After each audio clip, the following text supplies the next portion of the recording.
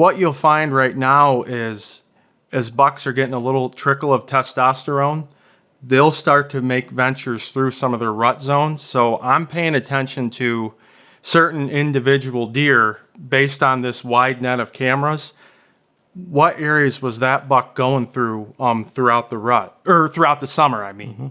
Because even though they have bucks will have a rut range, but it's usually massive up here. It's a very big area, but you can take some really key notes of intel by paying attention. I will be getting pictures, especially lately on a cell cam. I haven't had a good buck there all summer, then pow, big deer just shows up, especially a lot of times on a scrape. He'll go there, he'll leave his scent, and you may not see that deer. And it might not even be that particular scrape, but he will be in that area come fall. You've already got a major clue, because once again, the rut range is massive usually, but there's certain spots within that area that you can take advantage of.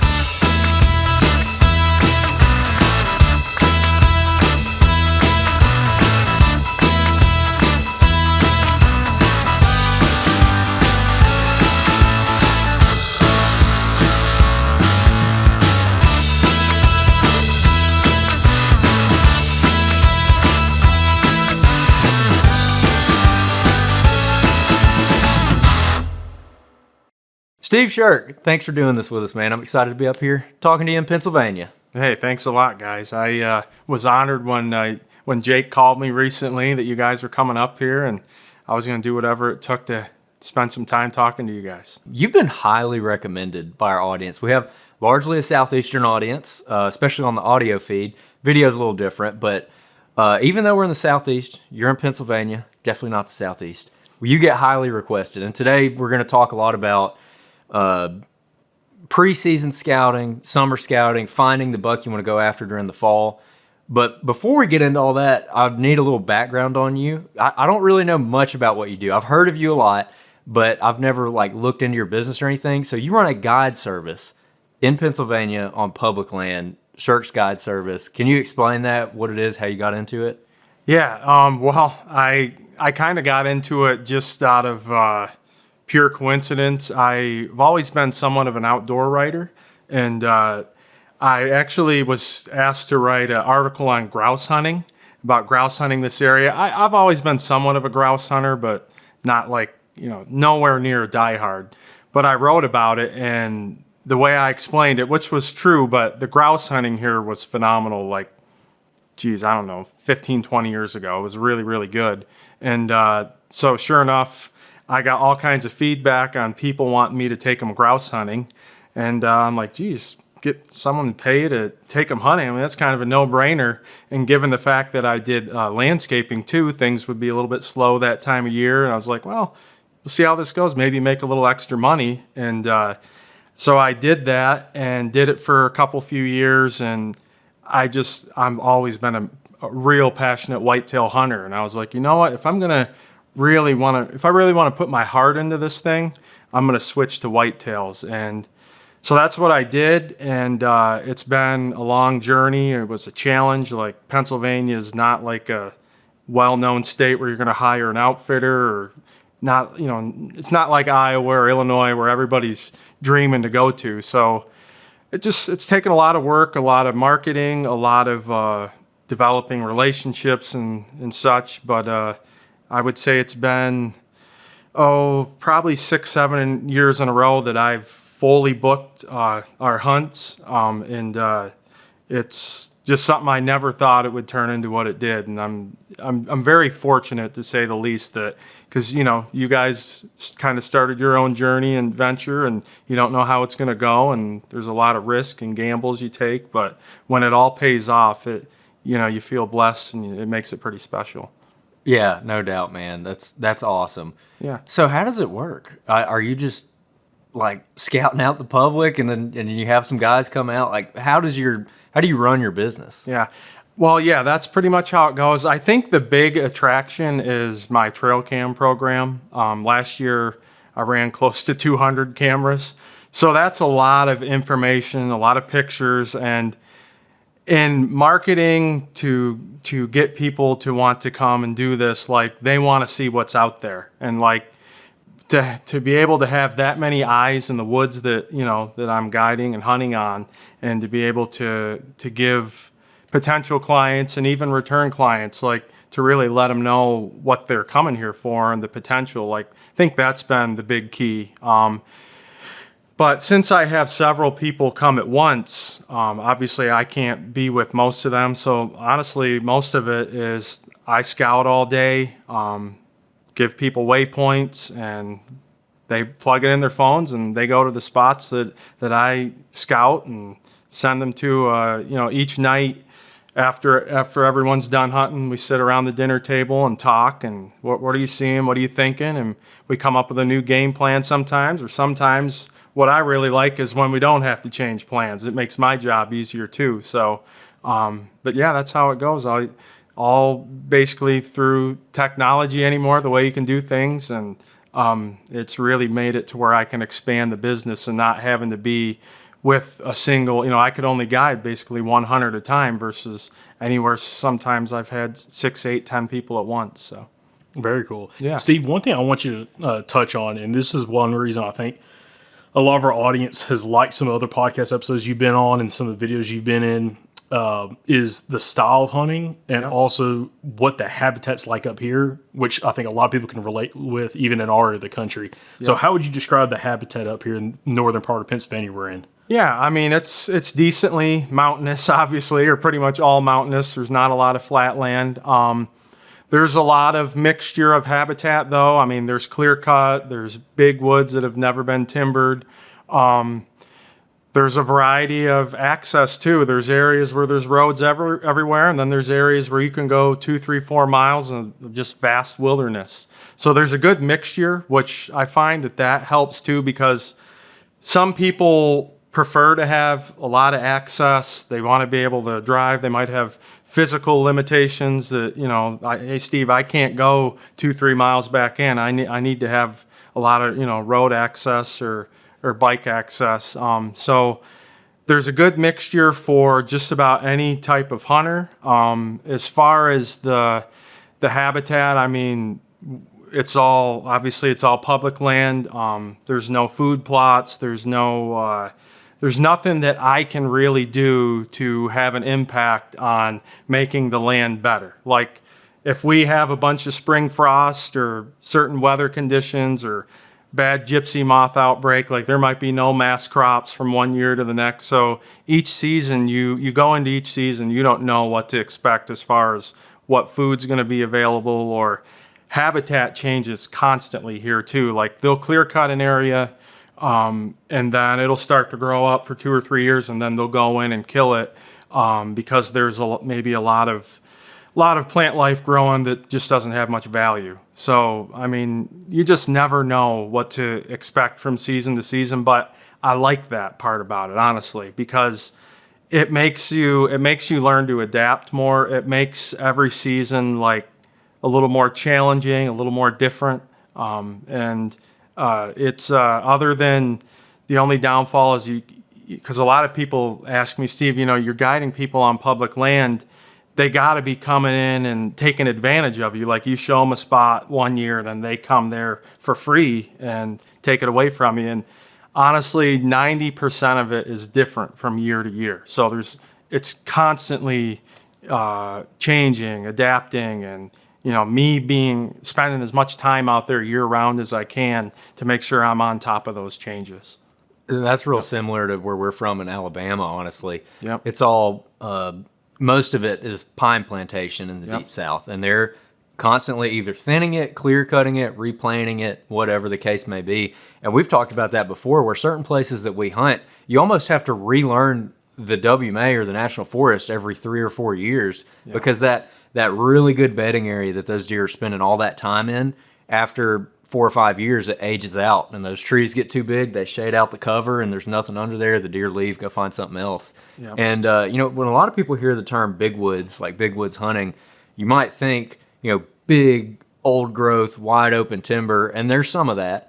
But a lot of times when people say big woods, they're talking about like what you're saying here. There's clear cuts. It's just an area that doesn't have agriculture, essentially. Exactly. There ain't no bean fields up here. Yep. I personally have never hunted private land. I've never hunted farmland. All that kind of stuff that, I mean, it's still great to hunt if it's available. But like, once again, I go into each season, like whatever Mother Nature has to offer me, whatever she did this spring, this summer, that's what I got to take advantage of. So it's just, and that's what right now is a very cool time of year too, because I'm going around what areas are producing acorns, what's producing apples.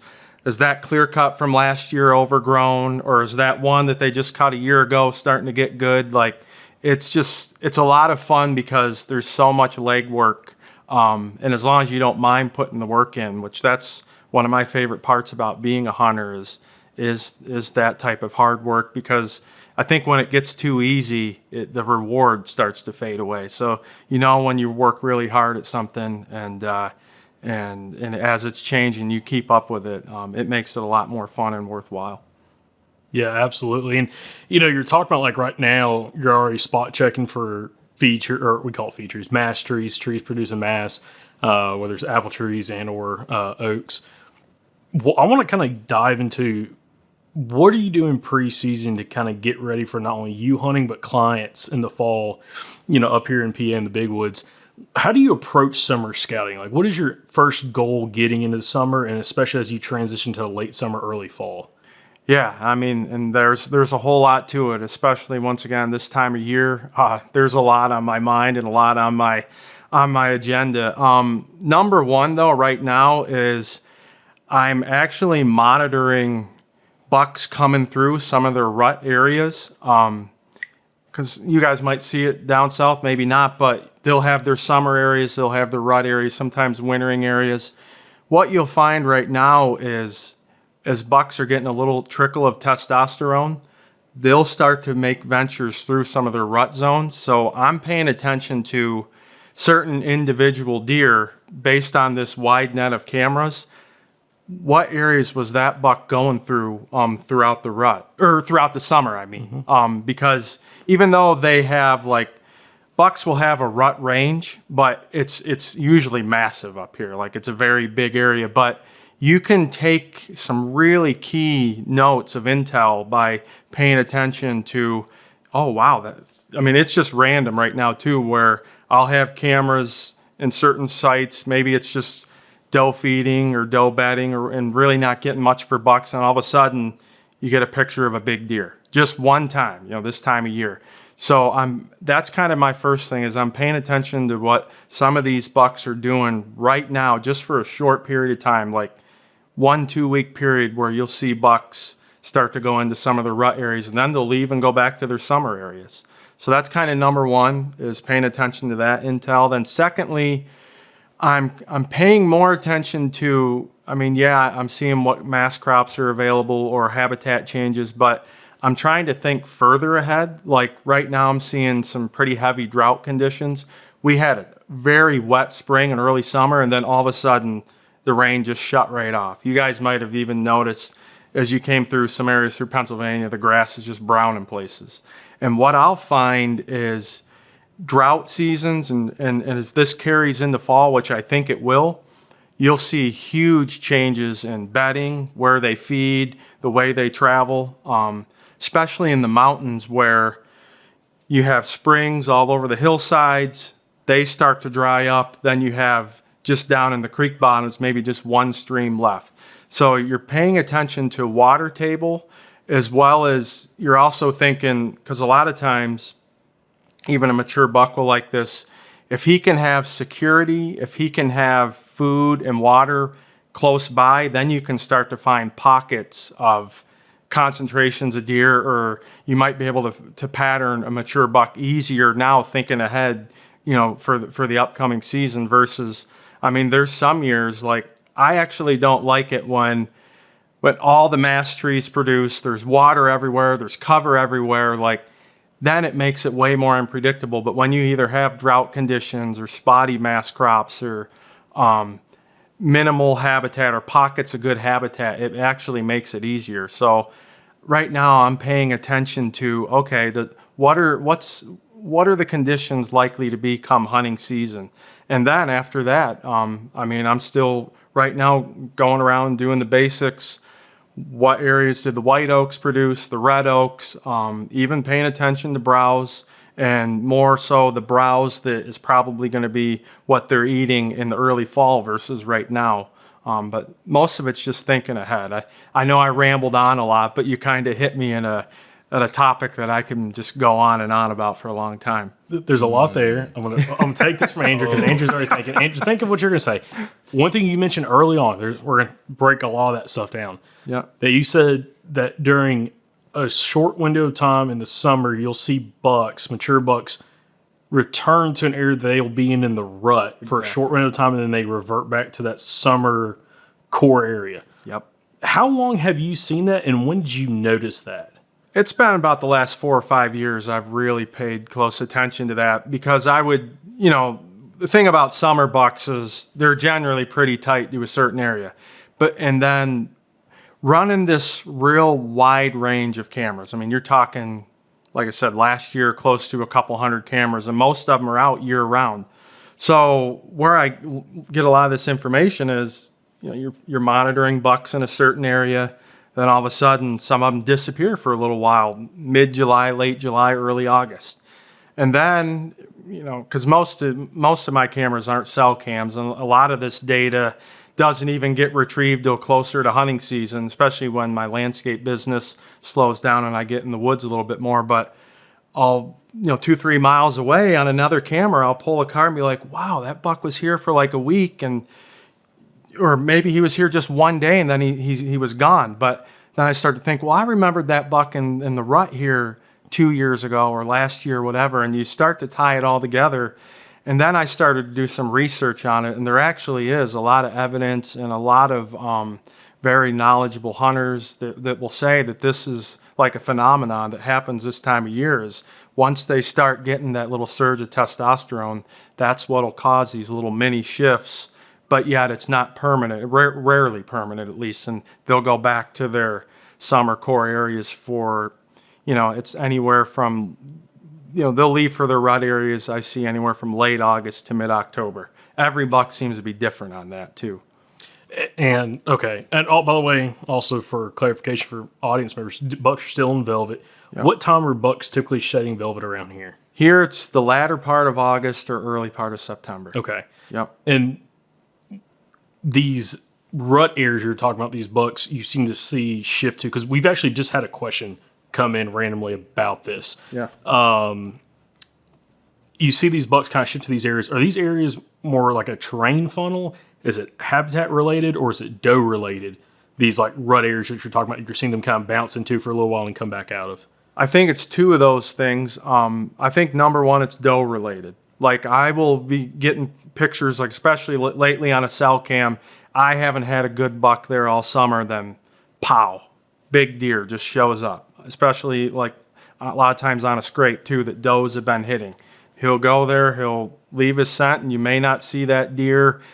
And it might not even be that particular scrape, but he will be in that area come fall. You've already got a major clue, because once again, the rut range is massive usually, but there's certain spots within that area that you can take advantage of. You're trying to narrow things down. But then secondly, I also find bucks this time of year in a lot of your rut travel corridors. Nowhere near is it like the 1st of November and, it's just constant movement. But once again, with trail cameras that I leave out year round, even in rut areas, you'll see them walk by a signpost rub with, in between a saddle or pinch points, because those are just natural travel corridors that they're going through to cover a good amount of ground in an easy way. Hold on. No, hold on. We're fighting over questions. I know, but hold on. I have to interject right here. I have seen exactly what you're talking about on some cameras that I'm running in Alabama over these last 3 or 4 seasons now. We've got one area, it's big woods that we hunt, and I've had cameras out there continuously for about 3 years now. And last summer in particular, Our rut's a little bit behind y'all's in that area. It's in really mid to late December into January. By the first week of January, it's starting to tail off. They shed velvet sometime in September, usually there. But last season, towards the latter part of August, I had cameras in all these areas that I'd be getting a lot of dozed over and over and over again. And then boom, 1 week, there's like nice bucks all over these cameras. I'm like, holy smokes. Well, then come the rut, I hardly ever got them after that. Yeah. And then when the rut showed up, those same bucks were running by those cameras all the time. And yesterday, one of them showed up actually. My cell camera pinged, and I look, haven't had a picture of a buck right there this entire summer. The camera's been there since last year. I've actually got to go change the batteries in it soon. But same thing with that one. Doze, and then out of nowhere, just this lone magnum came walking through. Exactly. And so I've been seeing that in Alabama. I just wanted to bring that up. Again, you're in Pennsylvania, we're in Alabama. We live like 15 hours from here, but we're seeing the same thing even down where we're from.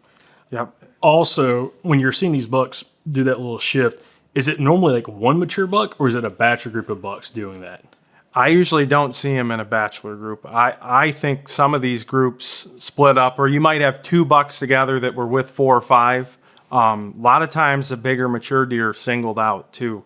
And it's just funny. They'll just split from their buddies and leave for a week, sometimes less than that, and then they just show back up. And honestly, it's exactly what's going on. It's not some fluke thing. It's that surge of testosterone starting to get their minds. I mean, bucks are completely different than does when it comes to breeding, rut behavior. Like I've always believed, and obviously there's evidence, like once a buck sheds his velvet, he's ready to breed. I mean, it's time, it's go time, but he knows it's early. But yet there's from now till he sheds his velvet right until the heat of the rut, there's going to be changes in his mindset, his behavior, even how he walks and how he acts around his buddies. Like he's thinking more about the breeding season each and every day.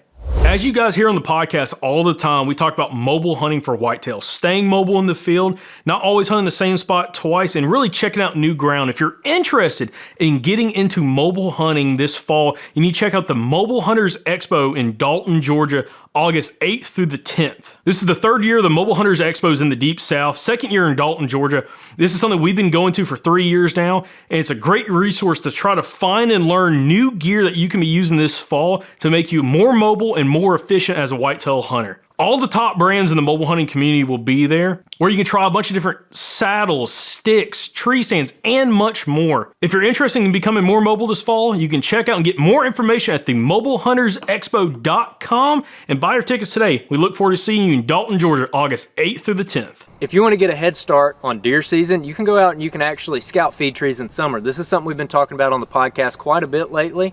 Today I'm out here, I've got a pair of Vortex Viper HDs. This is a great pair of binoculars for this. And what we're doing is we're just looking up into these oak trees, looking to see if we can see the little acorn buds on the limbs. So as summer goes on, it's going to get easier and easier to see those buds as they get larger.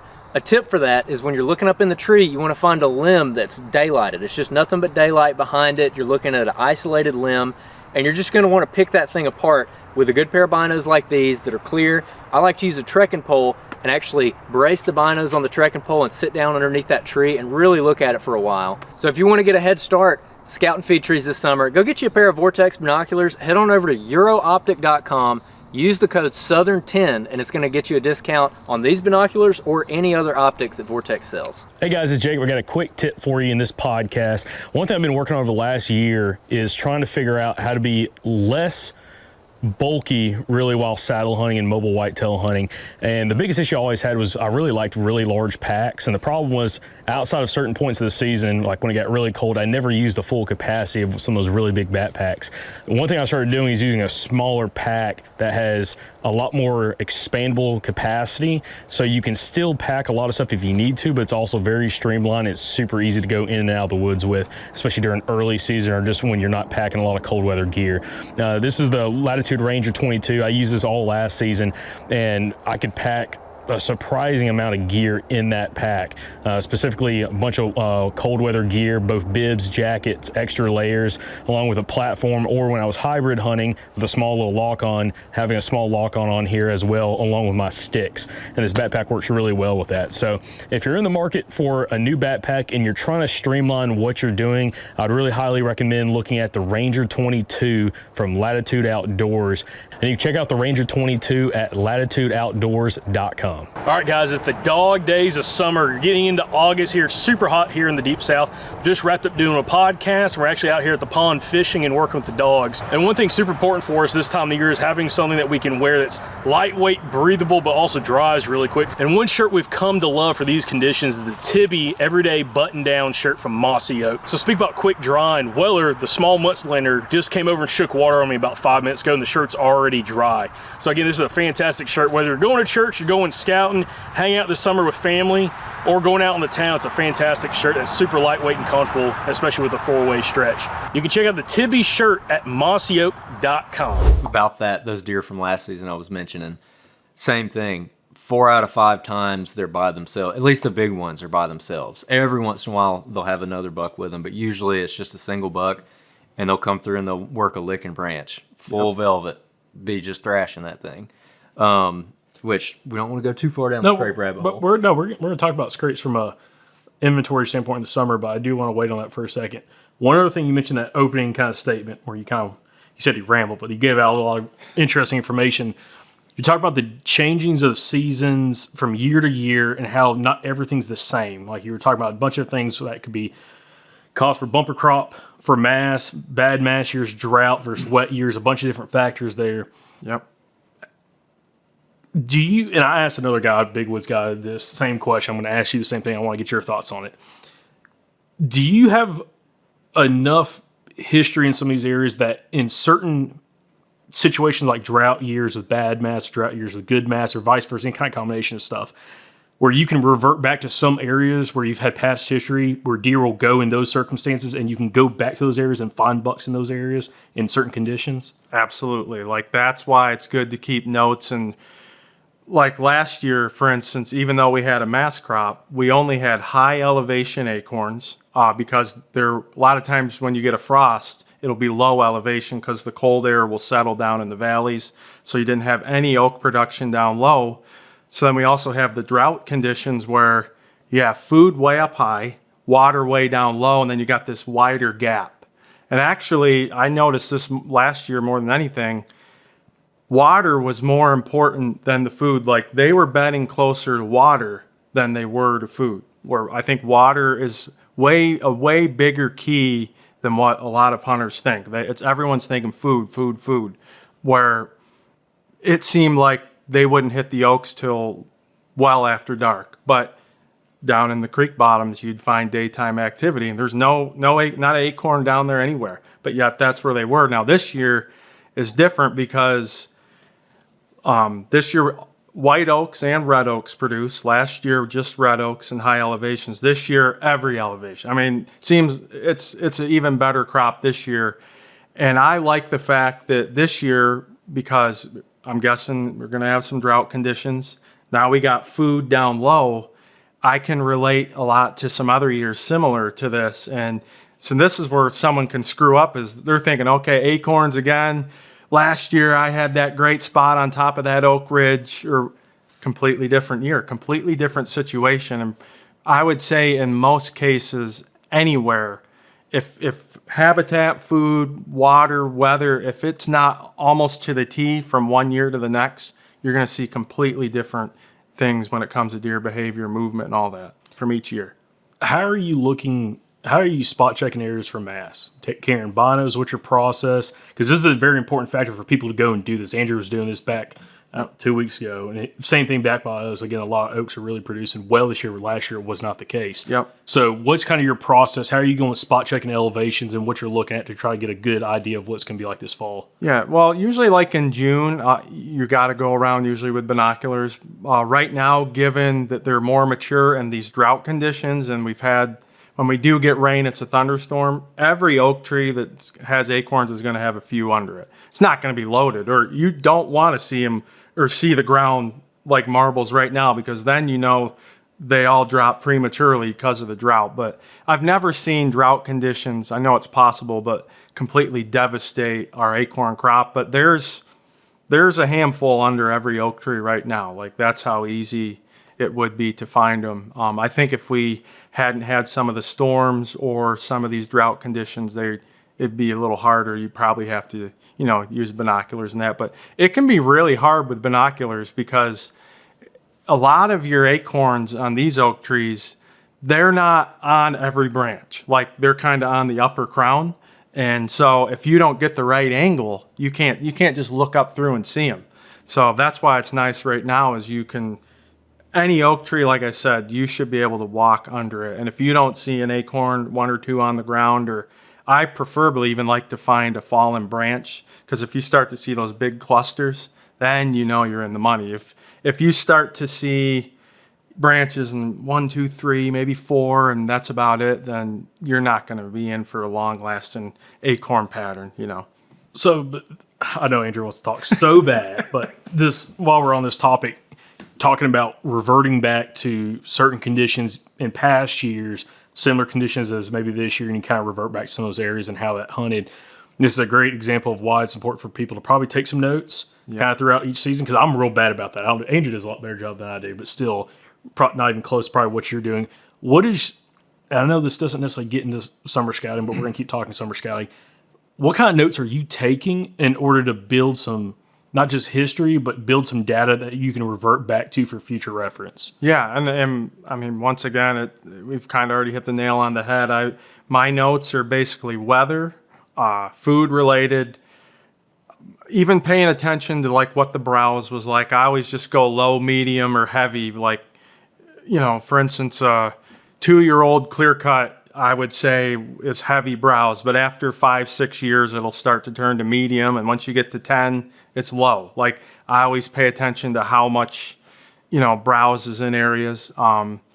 Paying attention to how well the acorn crop is, what types of acorns that year, drought conditions. And then I also even throw in, like, sometimes if it's, a really abnormally warm hunting season, I think that can play a huge factor, or a lot of rain can play a huge factor. I mean, weather, food, habitat, I think that's the main stuff you need to pay attention to. And another big thing, once again, is I'm always noting individual deer. Not everything, maybe not every stinking picture I get of a certain buck, but I actually love it when I get a buck on camera in a place that I have never gotten him yet. Like, to me, that's like, wow, okay, now we know that that's part of his range. And you start to also ask yourself, like, wonder why he was there. And you start to try to collect that information too, because from season to season, like I keep saying,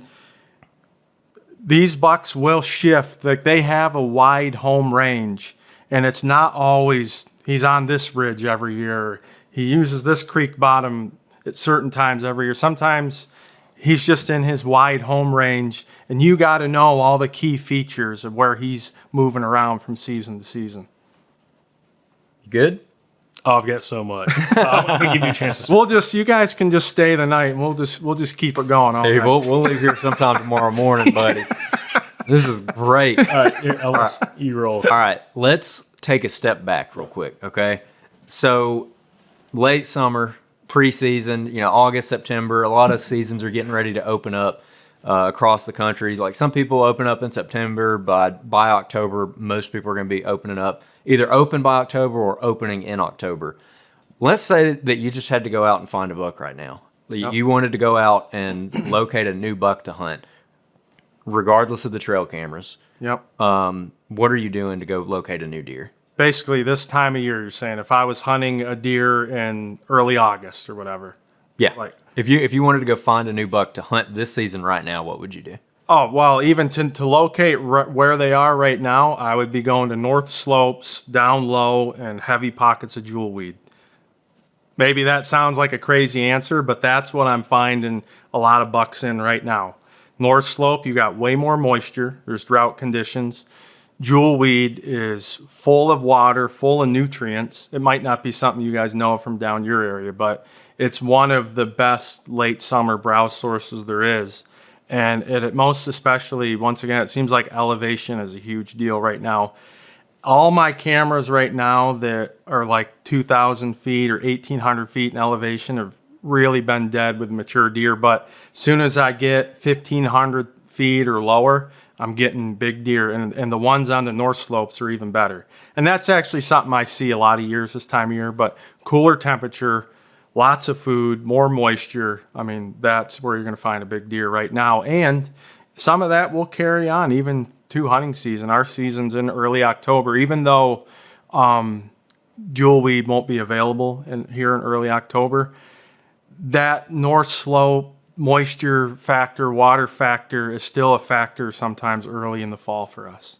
Well, and what you just said is a good example of why it pays to know some of those browse species that deer really like. And so for us, we don't have jewelweed as far as I know. But around us, it would be like ragweed, poke salad, greenbrier, jasmine, honeysuckle, things like that. Those are green browse species that deer really like to eat where we're from. On the north facing slope thing, you mentioned that it was had to do with moisture. Yep. Is it also them trying to get away from the heat potentially, which is not very hot up here right now, but normally would it be them trying to get away from heat and find a place that's a little bit cooler to hold up in the summertime? Absolutely. I mean, they're just like us.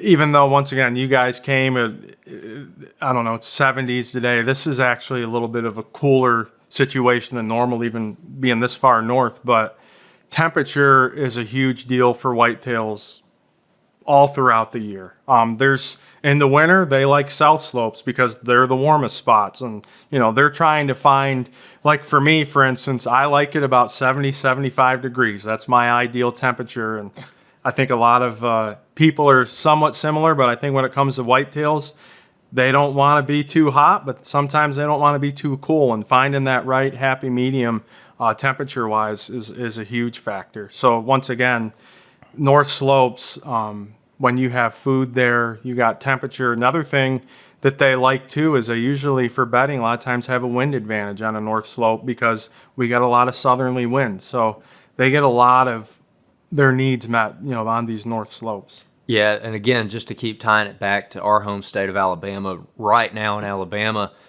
myself, along with some of my buddies who I share information with, we're finding bucks low down in the creek bottoms, especially on the edges of clear cuts, which is where the browse is at. Yep. And there's just all kinds of stuff they can eat in the edges of those clear cuts, especially in those low spots. And you walk down there, and it's noticeably cooler than it is up on the ridge tops. And you're like, if I was a deer, I'd definitely be down here. It feels great.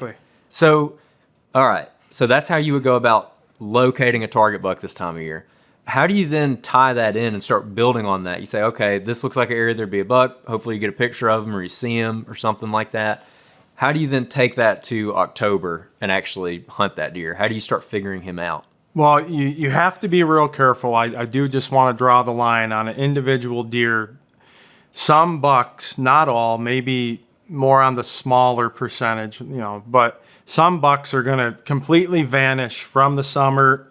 I've seen bucks go up to close to 10 miles, I kid you not, from their summer range to their rut range. However, I would say the majority of deer do stay somewhat local. I think you got to tie into when you're going to potentially hunt that deer. If you're going to jump right into early season, you already want to start searching around his summer core area for what's the food source is going to be like in that area. Especially if you got acorns not far from there, there's a pretty decent chance that deer's not going to leave unless genetically it's already in his mind, his body, whatever, that he's gone October 10th and he's going to go 5 miles to his rut area. Like I said, that happens some, but generally I'll start with a food source. It's usually easier to locate big deer as a starting point around food sources and then build from there. If you can just start getting night pictures of him a mile away on that oak flat or whatever that's got freshly dropping white oak acorns, then you can start to build from that. And okay, where's the potential bedding areas? Another thing I pay a lot of attention to on my cameras is the time of day when I'm getting pictures of a buck, especially even if it's after dark. But is this buck coming here at 2 a.m. or is he coming a half hour to an hour or two after dark? If it's not that far after dark, chances are he's not bedded that far from there. If it's middle of the night, you've got even more of a challenge. He could be bedding, and I've seen it 2-3 miles from there. He might be in a clear cut somewhere where it's full of browse. He's not running out of that clear cut with an empty belly. I mean, yeah, he's going to go chomp on acorns eventually, but he's not starving where he's just going to spend all his time in the acorns. And I find that happening a lot too. Like a lot of the good bedding areas we have, they're just full of browse. They eat browse all day and they eat the acorns at night. But I would start with food and then go from there to try and relocate a buck. Okay. What about terrain features? What do you do with terrain features? Again, preseason scouting, what are some things that you would be going out and looking for preseason?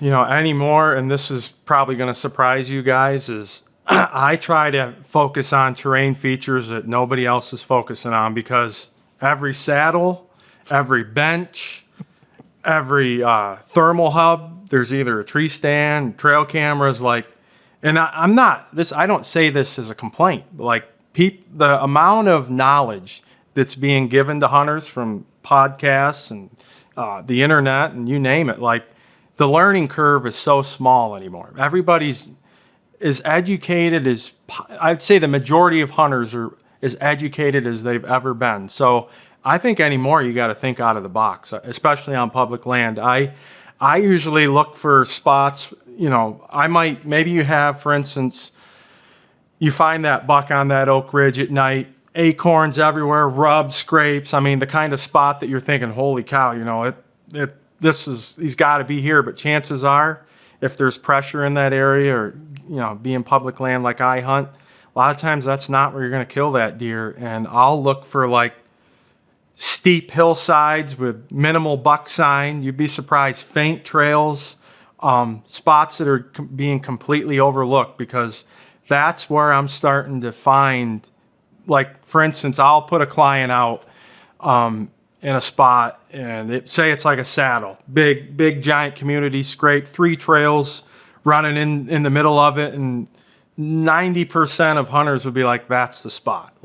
The sign's here, the traffic's here, and then they see all kinds of deer come through, immature bucks, and then they say, but I saw this absolute giant way up on that steep, nasty part of that hill, just kind of circling me. Why didn't he come here, Stephen? It's because they're catching on to it. I honestly, I've said it on other podcasts, they are starting, at least in this area, and I bet you in other areas, they're starting to catch on to, every time I go through that or cross through that drainage there, I'm catching human scent, or you can just tell, the people have been there. They're starting to shift and change their ways too. So I probably didn't give the answers that a lot of your listeners thought they would hear, but I also think it can be helpful to know that, once again, we have to adapt. And I think the technology that's available in the hunting industry anymore and the amount of knowledge is going to make us all have to change the way we hunt in the future. I really do. Yeah, and it's interesting because we've heard that from other people in states that there's pretty high hunting pressure, specifically in the mountains, where they're like, I don't even look at a saddle.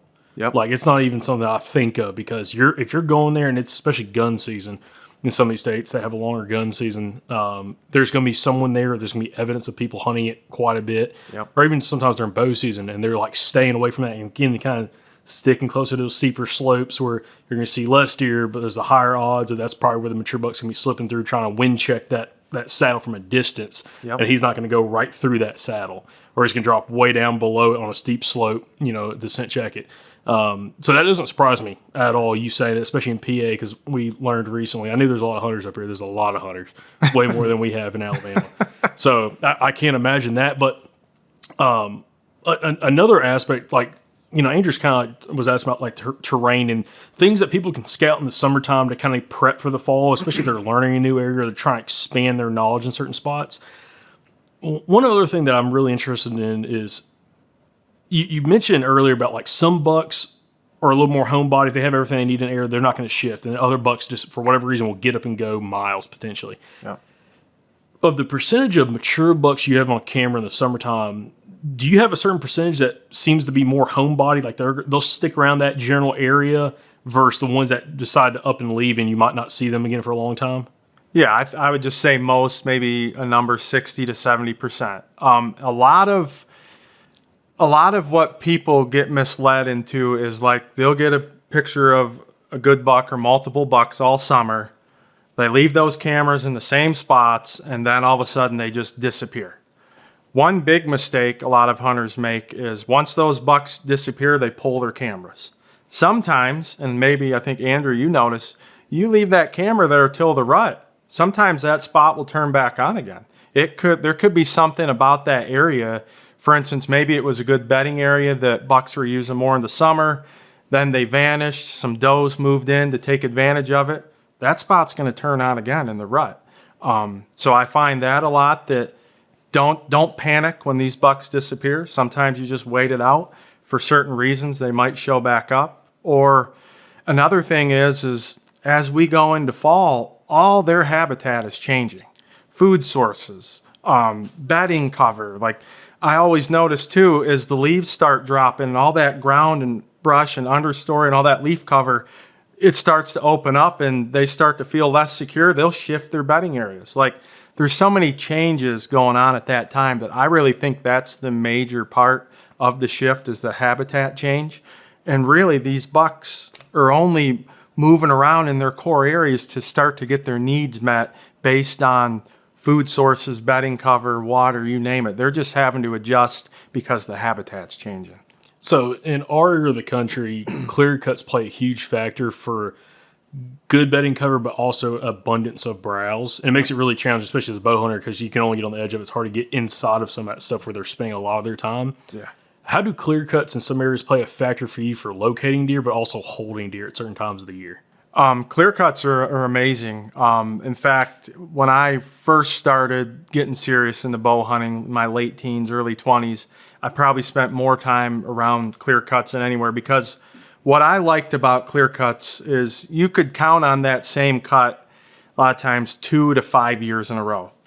A lot of times, I kid you not, I've had the same buck live in the same clear cut for most of his life until eventually he gets shot or it just gets too old, or you name it, like certain factors, the habitat changes. But some of the best consistency for deer activity is in clear cuts, but I will say they're extremely difficult to hunt, just because you may even have a small clear cut of, say, like a 4 or 5 acre clear cut, and you know there's a big deer in there.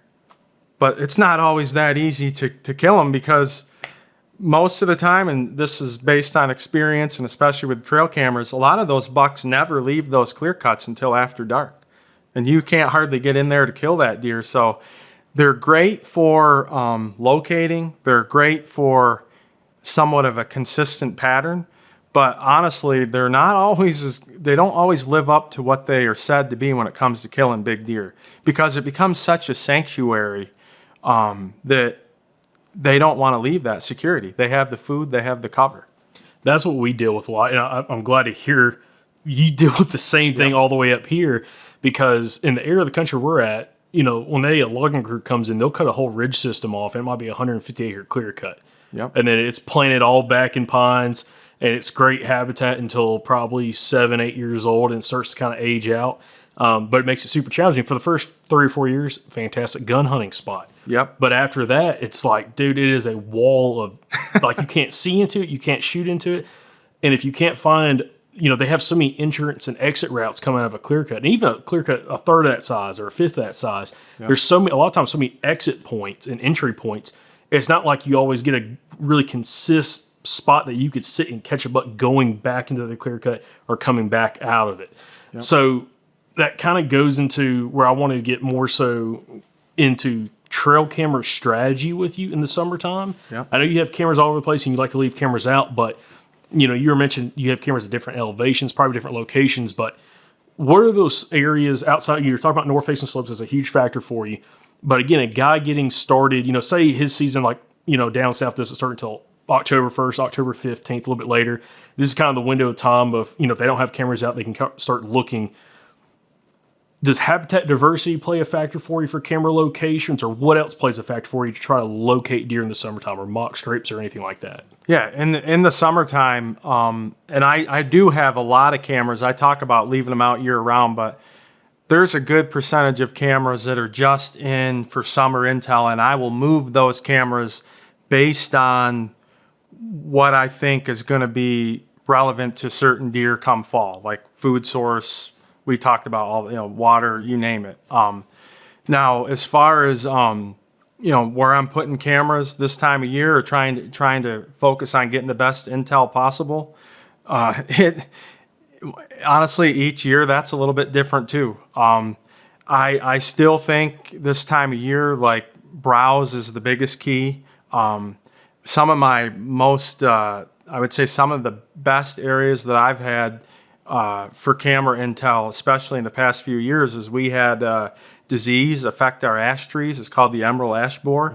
And there's big pockets of ash, especially on north slopes. But what's amazing is when these ash trees die and they don't produce leaves anymore, the forest floor in those areas just regenerates like crazy.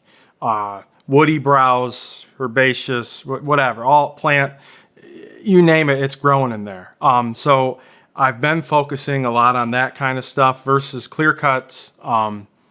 The problem I run with clear cuts is, I can get pictures all summer, maybe not run into other hunters, but come hunting season, whatever deer I'm getting in those areas, other people are starting to catch on. So I try to look for things that nobody else is looking for, even this time of year. Like I said, finding those pockets of dead ash, finding smaller pockets of browse, I think is really key. And also, it sounds almost too simple, but a lot of just boots on the ground.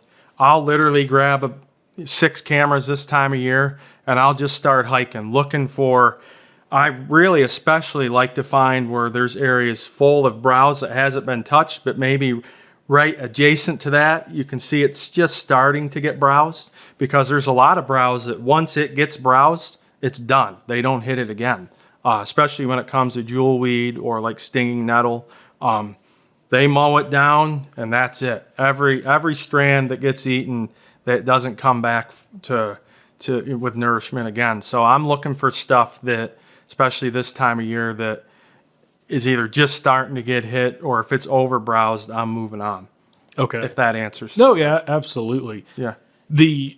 Also, the diversity, even though it's a big wood setting, the sub-canopy habitat is something you can't see on aerial imagery. You really can't see unless you have boots on the ground. Yep. What does that look like around here, and how much does the sub-canopy cover play a factor for you, or where areas that will hold bucks? Honestly, that's the biggest key for me. I hardly do any e-scouting anymore. I'm a big fan of e-scouting. I think it's effective, but once again, that everybody else is doing it. Everybody's looking for the same things. So as a public land hunter, I mean, we don't want to sound selfish. We do need other people to be hunting. I don't care where it's at in the country. We want to see other hunters on public land. I mean, that's always a good sign, but we got to make sure that we're keeping in mind that the number one threat to the deer that we're hunting is other hunters. So we got to be paying attention just as much to what they're doing as what the deer we're hunting are doing. So given that, like the boots on the ground scouting, and all that I throw into play, is like 90% of my scouting, and that's how I'm looking for changes in habitat or certain key features. I know I might have got a little off topic from your question, but that's really anymore, like that's how. There's days I just take a walk and honestly I find nothing. There's a lot of understory in a lot of these areas, but you don't find like even though the woods are completely green out there right now, you'd be surprised. There might only be 2 or 3 things they're eating. and you could walk for miles and not find any of that, and then the next day you find it somewhere. It depends on where you're at, area. It can depend on rainfall, you name it. But that's really the stuff that I'm doing anymore. I enjoy to hike anyway. I don't have a membership to the YMCA or any fitness center. My exercise, I mean, I'm not the fittest guy, but I'm pretty healthy, and all that's just from tromping around in the woods. So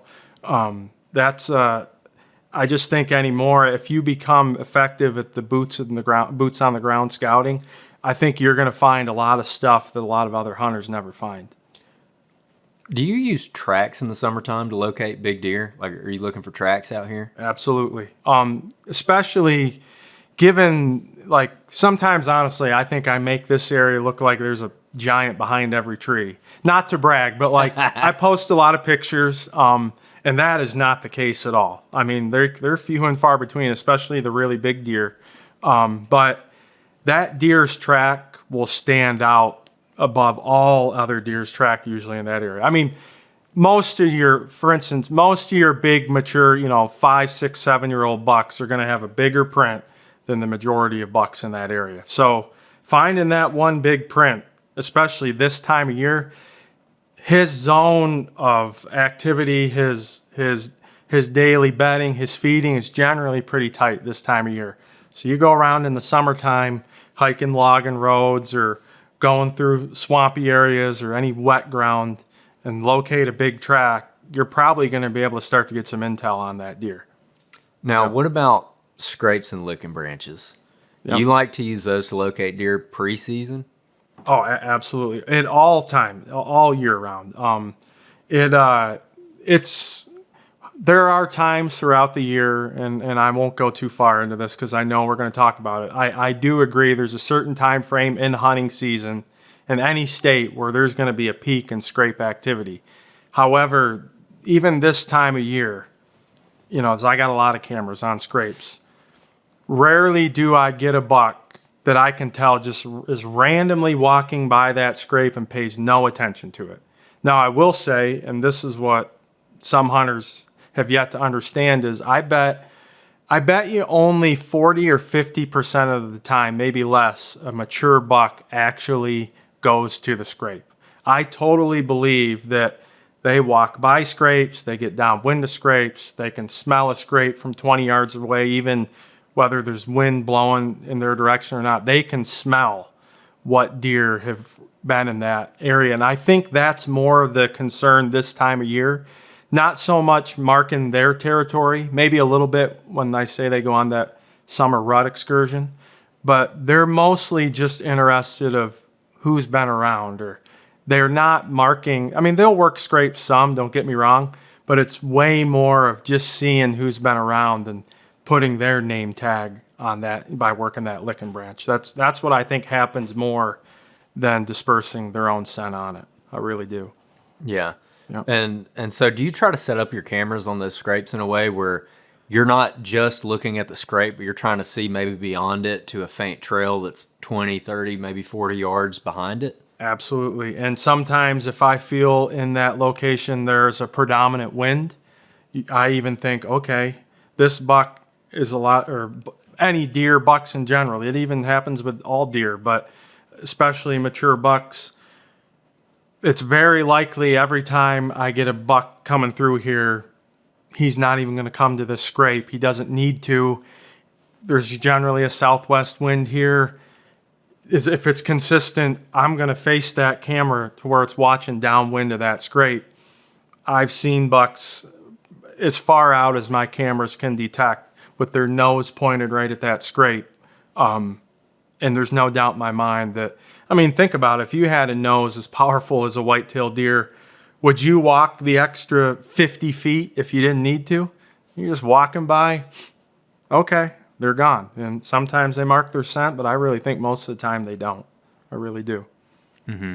Yep. Yeah, that's something that I've started to learn these last couple of years, especially putting a lot more cameras on big scrapes. Is a lot of times the big bucks are not necessarily the ones walking up and thrashing. I mean, they do every once in a while, but a lot of times I'll get them in the background especially if I find a faint trail back there, they'll be way behind the camera. Yep. And you got to like really zoom in to see what they are because they're kind of off through the woods. And that's not ever something that I've really set up my cameras to look at. Yep. It's always been accidental. So that's really interesting. That's good information. Now, when it comes to finding scrapes, again, talking maybe preseason here, if you're walking around in the woods, middle of August, and you find a little scrape from last year, Yep. what about that scrape tells you this is a scrape you should pay attention to, or this is one you should maybe just write off and keep going? Well, first of all, I will say before we answer that, I would say right now, given the amount of greenery in the woods, it's very hard to look on the floor, the forest floor, and even find a spot still trampled up from last year because throughout the summer, they're actually not working scrapes with their hooves, that heavily. What I usually look for is the overhanging branch, and usually what you'll find is this big green overhanging branch, but then a couple strands of dead leaves or something dead hanging down. Like especially looking for dead leaves connected to a branch vertically hanging down from an overhanging branch. That's the sign of of a scrape even from last year, and chances are they're still working it. I never get too excited when I find scrapes around food sources. I'll hunt them a little bit during the rut. Once again, I won't go too heavy on that, but my point is I like to find scrapes either on travel routes or near or within bedding range or bedding areas, because those locations are more consistent from year to year. I get a little bit more excited. They're usually harder to find though. Like I'll walk out in Oak Ridge, a lot of times I'll see 10, 15 big scrapes because it was loaded with acorns the year before. I'll go around a thicket that I know is good for bedding, and I'm lucky to find one scrape. But that one scrape could be the best scrape you're going to find in that whole area. Especially, another thing that I find is when these deer come out of these bedding areas, especially with a full belly, they're not, once again, running to that Oak Ridge yet. They've probably been isolated all day, and they want to maybe place their scent on that scrape next to that bedding area or see what other deer have kind of been fringing in on their core area because, going into hunting season, they're going to be way more aggressive and concerned about other intruders. So I think scrapes around bedding or the scrapes, along travel routes, especially if you're a rut hunter, just walking good, solid terrain features and heavily used trails, and then all of a sudden it leads to a big scrape. I mean, those are great finds during this stages of the rut when bucks are covering a lot of ground. Those can be great spots as well. Now, one last question about that, because I know Jacob wants to go. It's the same. So you're not overly interested in the scrapes around food sources. You want to find the ones around the bedding. But is there anything physically about that scrape when you're standing there looking at it that tells you, like, oh, it needs to have a bunch of different licking branches, or it needs to be a big giant scrape on the ground, or anything visually about the scrape that if you just walk across one in the woods, you're like, oh, this would be a good one? As far as a good one, meaning like how active it is, are you saying? Or, yeah. Usually your most active scrapes that have been used year after year, there's going to be a few different features to look at. Number one is go ahead and look back up on the overhanging branch. You should see where over the years there's been spots on that branch where other branches have been ripped off. Just little spots where it looks like it got severed 3 years ago. You're going to probably find 3, 4, 5 or some number in that area of like, okay, there's no branch on the ground, but yet I can tell that there's been other branches here throughout the years taken right off. I mean, I always start with the licking branch. Secondly, I think it's the amount of root activity in that scrape. Like when you look in that scrape and you start to see, it's 3-4 inches deep and roots is, bigger around than your finger, because once you start digging 3 or 4 inches into the soil, that's when you start getting into the root system. That's going to tell you that most likely that scrape's been getting pawed out for years, versus there's many scrapes that, especially after the leaves have fallen and, here in late November, I've seen bucks with my own eyes make scrapes 5 feet wide. I kid you not. Just standing there for 5 minutes, just scraping, and they look massive, but yet all he did was take away that upper layer of leaves. And the size of the scrape isn't always an indicator of how active that scrape is. It's more, once again, how the depth, the root exposure, and as well as, have you seen where multiple licking branches have completely gotten taken off, severed, throughout the years? Yeah. That, okay, kind of answered part of what I was going to ask, but like with this looking for licking branches, because you're not really necessarily seeing the scraping activity in the summertime where you can identify, like, for a fact it's a scrape, it's more so a licking branch. I call Andrew, he's Mr. Hawkeye over here, because we'll be walking through the woods and he'll see a licking branch from 90 yards away just hanging down. Yeah. So I'm going to scrape. I'm like, what are you looking at? And finally I'll see it, but I'm down where I'm looking for snakes more so than not. But the success of getting inventory of bucks on licking branches in the summertime, I think doesn't get talked about enough, because that's something that Andrew's had a ton of success with the last couple of years in a couple of different areas, midsummer, late summer, getting bucks come through, batch groups and individual bucks hitting licking branches. And just to kind of reiterate, that's still a factor for you, something that you'll still look for a little bit in the summertime. And that's one thing that I think Andrew's kind of asking. I don't know if it was, nothing against Andrew was asking the right way. But is there a certain licking branch where if you find a scrape in the summer, or a licking branch in the summer, not a scrape, but just a licking branch in the summertime, that gives you confidence you can get a buck on at that time of the year versus later in the fall? Is there any kind of characteristics you can see in the summertime to have more confidence in it? Yeah, I honestly just think the best summer scrapes are the ones most conducive to their summer needs, the right summer habitat. Once again, temperature, water. Like, if it's in the area of where they're heavily traveling, heavily using, they're going to pound scrapes within that small area. Once again, it's not going to be peak scrape season, but I have scrapes right now, and no joke, where I'm getting bucks every day. Like, I have cell cams on scrapes, and there's rarely a day I don't get one buck. Sometimes 5 or 6. Now, I'm not saying that I'm getting 30 different bucks throughout the summer, but that same bachelor group of 5, 6, 7, 8. Every day, some of them are hitting that scrape. There's some days they all hit it, and it's just something they're going to very consistently. And so it just goes to show that, at least more in the earlier part of summer, I don't think they have a care in the world about maybe who's boss or who, I want to fight this guy for that. I think it's more just a communicational type thing, a socialization, but pretty soon, I think you'll see some differences. You'll start to see, come mid to late August, they're going to start tearing the ground up. You're going to see they're urinating in those scrapes a little bit more. I mean, it's all going to change. But wherever bucks are concentrated, you're going to find scrapes. No matter what time. Even in the winter, I get bucks pounding scrapes in certain areas. Yeah. Yep.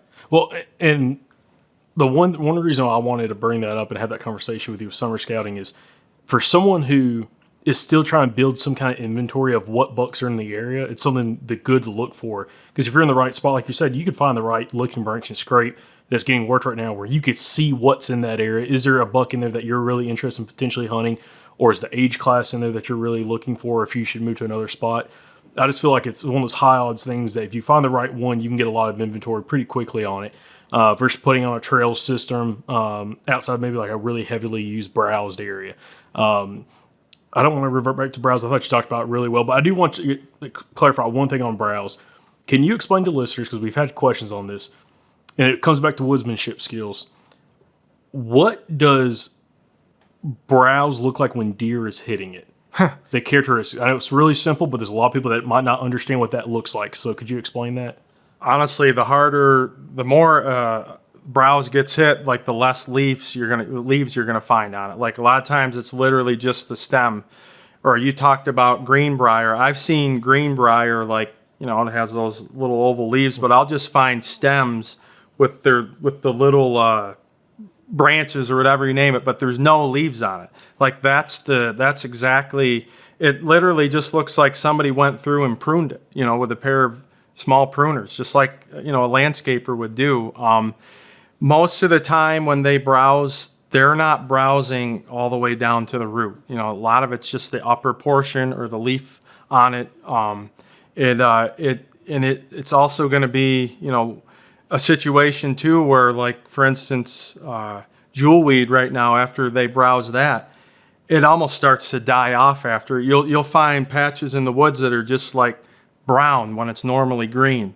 And that's because once it gets browsed so heavily, it doesn't rejuvenate, and it just starts to, you know, almost die right off, or it'll be almost like either a light brown or a pale white look. So it doesn't, you know, when I mentioned it before, it doesn't help to sometimes find these areas that, oh wow, they browsed in here like crazy. Like, no, that once they're in there and they browse it up, they just keep moving and moving and moving. So you want to make sure that you find the combination of where they've browsed and where there's browsed that also hasn't even been touched, because eventually they're going to get it. I appreciate the clarification there, because again, we actually just got two questions on, like, what does browse look like when a deer is actually using it and feeding on it. Yep. So I'm glad for that clarification. Also, one other thing, especially when you're talking about scouting this summertime, prepping for season, especially the rut, how much do you take in consideration of noting where you're finding doe groups at in areas that does are using now versus maybe where they'll be at in the fall, if there's the same areas? Does that play a factor for you? It's a huge factor. And once again, similar to how you would try to relocate a mature deer that you've been, you know, hunting all summer, the best thing about, or scouting all summer, the best thing about does is that they will usually relocate somewhat, but sometimes I'm talking a few hundred yards is all they need to do to shift. You know, it's hard to monitor individual does, like they don't have antlers, but I will say that I just know from, you know, following does and paying close attention to does, you know, all my career of hunting, that if they have everything they need in a small area, they literally never leave. Like, they may do some slight shifts in that. So given the fact that, you know, over the years, me personally, I've always been more of a rut hunter than anything else. And then my guiding business, 70% of it is just archery rut. I need to make sure that I'm on does coming into the rut. Sometimes I don't even know what good bucks are in that general area, but I know there's does, a good amount of does there. I'm confident a big deer is going to show up a matter of time. So a lot of times we're just hunting does, and that's the thing too. Like, I would say a good portion of hunters throughout the country focus more of their time around the rut than anywhere else, where it's like, dude, all you're thinking about is what these bucks are doing. And if you just paid more attention to what the does were doing, you'd be in the game way more. You know, it's huge. 100%. And I think so many people, because I've been guilty of this too in the past, is you get photos of does in the summer and you start complaining like, oh, I'm not getting any bucks. Yep. Well, take note of that too. Where are you getting a ton of does on camera? Because that can come revert back for you, you know, during the rut, whether it's November or whenever your state, like down by us, December, January. You need to know where those does are at. Yep. And some of the best old timers that we've had on the podcast, successful rut hunters, it's like they didn't care so much about trying to find a buck early. They're trying to find where all the does are at and the best travel corridors, and that's where they're sitting, around doe bedding and travel corridors, and that's where they kill all their deer. Yep. And it's a tried and true method. It's not sexy compared to everything else out there, but you need to pay attention to where those does are at, and the summertime is a great way to get inventory. Absolutely. And I will say, kind of to touch on that, is, you know, the bad thing about trail cameras is sometimes I think we're always a step behind, because we get that picture and then we go and hunt that deer. And like, especially me, for like guiding and trying to represent what I'm going to do with clients, is that I'll have spots where I'm hardly getting any pictures of big deer, but, you know, it's getting to be the rut. I'm getting a ton of daytime doe activity, especially like to hunt more around doe bedding than anything else. And it's just amazing. Like, they'll be like, well, you don't have any daytime pictures of big deer there. Why are you putting me there? And I'm like, dude, it's going to happen here any day. And it might be, once we get that picture, he might just be passing through. If those does aren't in heat, he's gone. Like, those are the things that, like, you have to be more thinking ahead. If you're always just focused on that buck and where he's been, you're always going to be a step behind. But if you know that, come the breeding season, that does are one of the number one things on his mind, that's all you got to find, Yeah. Steve, one thing we keep mentioning is like, we don't want to go too far down the rabbit hole of like rut hunting and scrapes. And I just wanted to tell the viewers and listeners, it's because we're about to record another episode with you where we're going to go way down that rabbit hole. And people hear that in the future. So subscribe if you haven't already. But one of the last pieces of the puzzle when it comes to preseason that I wanted to ask about is actually spot prepping and finding areas that you know you're going to hunt this fall and basically preparing that spot, like looking at your access, your exit route, everything like that. Is that something you're doing this time of year, and what's your process look like for that? Yep. I will make just quick excursions into generally like preseason bedding areas. Like when my early season stuff, the amount of hunting I don't do as much anymore. Just so busy. Getting ready for guiding season, family.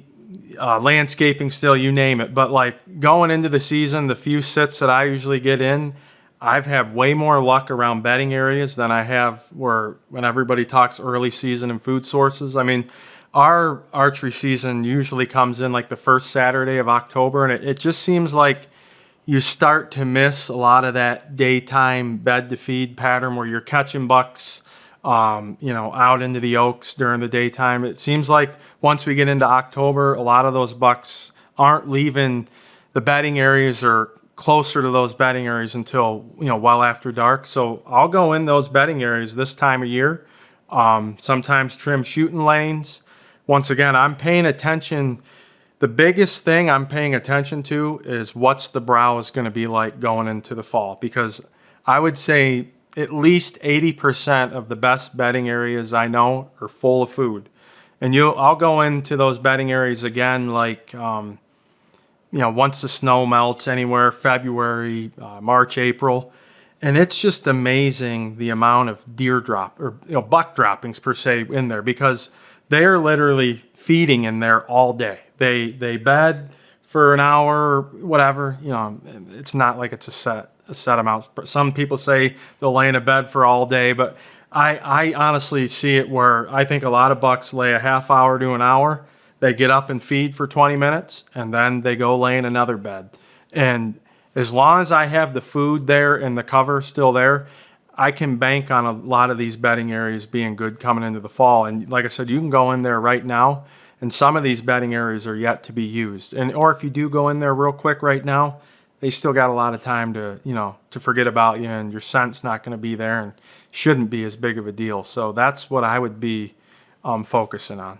What about the importance of your entry and exit routes? Is that something you're planning preseason as well, just really dialing that in? Yeah, and I pay more attention to, because for us, it might be a little different than what you guys touched on. A lot of our bedding, our buck bedding, is higher elevation. They bed high. A lot of the feeding in activity at night is down low. They work back up early in the morning to their bedding areas. So my general rule of thumb is, in the morning, my access is usually somewhere I'll come in from a higher elevation, because chances are I'm confident that buck's going to be down low working his way up.